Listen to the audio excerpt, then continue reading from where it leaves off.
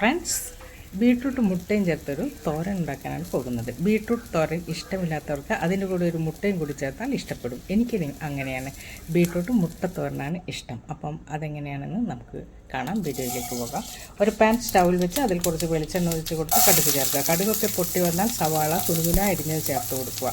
കൂടെ 2 പച്ചമുളകും 2 വെളുത്തുള്ളി ചതച്ചതും ഇട്ട് കൊടുക്കാം.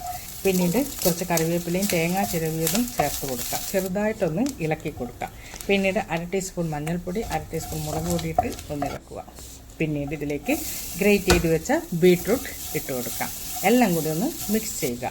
ആവശ്യത്തിന് ഉപ്പും കുറച്ച് വെള്ളവും ഒഴിച്ച് ഒന്ന് മിക്സ് ചെയ്യുക. പിന്നീട് മൂടി വെച്ച് 10 മിനിറ്റ് നമുക്കിത് വേവിച്ചെടുക്കാം. പിന്നീട് 10 മിനിറ്റിന് ശേഷം ഇതിലേക്ക് 2 മുട്ട പൊട്ടിച്ച് ഒഴിച്ചു കൊടുക്കാം. പിന്നീട് നന്നായിട്ട് ഇതൊന്ന് മിക്സ് ചെയ്തെടുക്കാം. ഇത് നമ്മുടെ ബീട്രൂട്ട് മുട്ടത്തോരൻ ഇവിടെ റെഡി. ഇഷ്ടപ്പെട്ടാൽ നിങ്ങളും ട്രൈ ചെയ്യൂ. താങ്ക്